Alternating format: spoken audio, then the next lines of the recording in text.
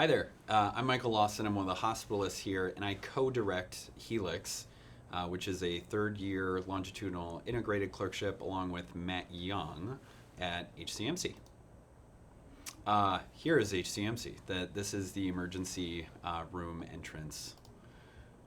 So first of all, where are we? Well, we're downtown Minneapolis. So this is the lovely new Viking Stadium, US Bank Stadium. And we are literally right across the street there in the purple arrow. So more importantly, who are we? This is HeLIX's mission statement. I'll let you read that. HeLIX or working at HCMC is definitely not for everyone, and that's okay. I think that what I tell students and residents and people who are thinking about faculty positions is that every patient population is going to have its own challenges, and the goal for clinicians is to figure out which patient population is going to bring you the most fulfillment and happiness in your day-to-day job. And if this seems like the sort of mission and the sort of patient population you want to work with, this is definitely a good program to explore that. So here's actually who we are. So this is me being Dad of the Year. My daughter definitely does not want to get her socks on and is letting me hear it. Kaylin Bride is our program coordinator. She is the engine that keeps HeLIX running here on her way to Rent. And then Matt is our other hospitalist and co-director. He told me just before this that he's a big Elvis fan and Ozfest fan, so that's an interesting Venn diagram. We take our job seriously, but not necessarily ourselves, and that, I think, rubs off on our HeLIX students. So here's our second cohort being very serious at a poster presentation, which we appreciate. Okay, so this is the kind of HeLIX specific schedule. This is going to be, you're going to see variations of this at the different LICs. But basically where we start out with is new resident orientation, and then between psychiatry, pediatrics, OBGYN, primary care, a subspecialty surgery experience in your elective, you're going to be doing those consistently throughout the year, interspersed by these internal medicine inpatient and surgery inpatient bursts, where you'll be working with the same team for week-long stretches at a time. And then later on in your third year, you'll be incorporating emergency medicine into it. Shelf exams are staggered over the course of the LIC. This has been studied in many different LICs that are much more well established than us.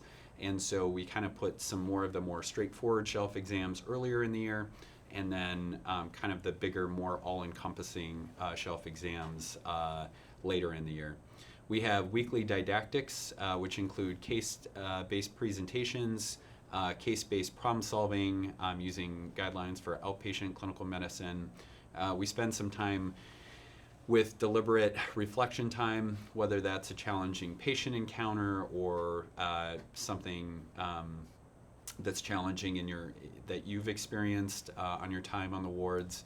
And then we also incorporate multiple simulation sessions throughout the year, as well as task trainer time, which we can talk a little bit about. HeLIX, we use the same grading rubric as each of the block rotations, so we're really not any different there. And then as part of HeLIX, we have an elective where it's a project base that's usually done with at least one other student. And this changes most year to year.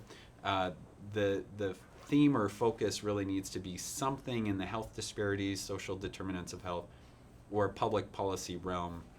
But we've had students work on a cardiology initiative that looked at barriers to maintaining compliance with medications in congestive heart failure. We've looked at patient attitudes towards child protective services, done a project looking at the community health needs assessment of the hospital, surveying our community as a whole.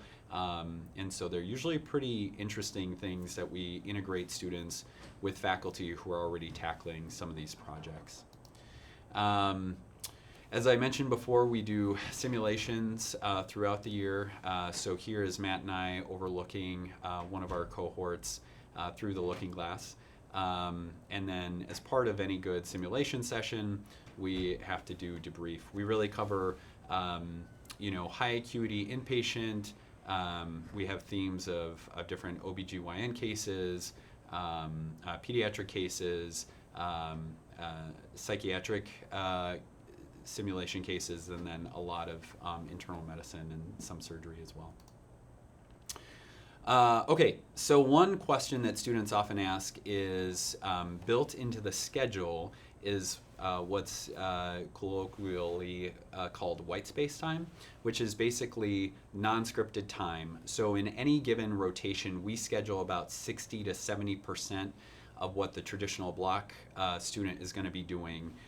And then the other 30 to 40% is really kind of up to you.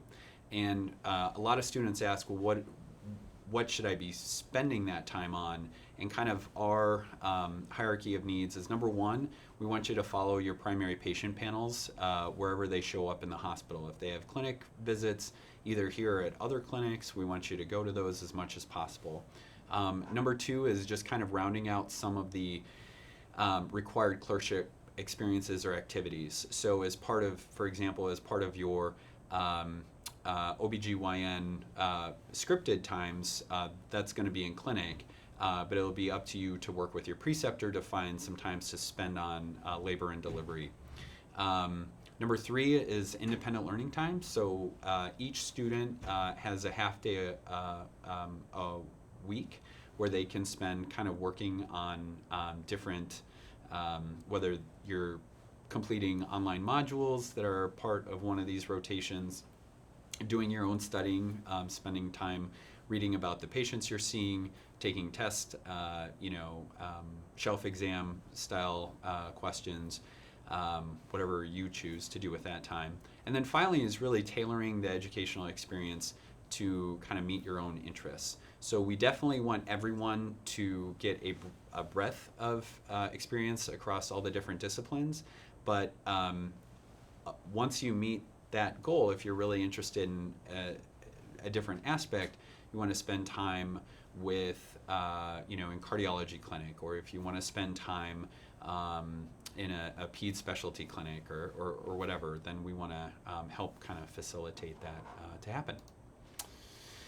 All right, so also as part of our didactics, we do task trainer time. So here you see Matt and I kind of going over arterial and central line placement. We do this with IV placement, suturing, although we're both internists, so we're not great at suturing, airway management, etc.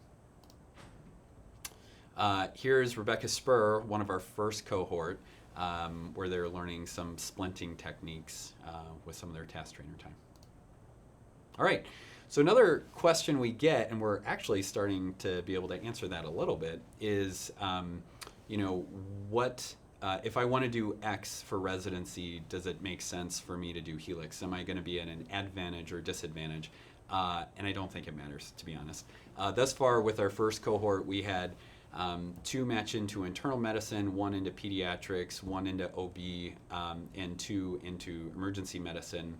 In our second cohort, we've had a couple more internists, someone pursuing orthopedic surgery, pediatrics, med peds, and another OBGYN.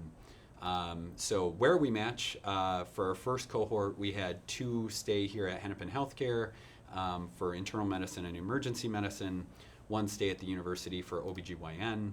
We had 1 student go to Emory for emergency medicine, 1 student go to Vanderbilt for internal medicine, and 1 student go to the University of Washington for pediatrics. So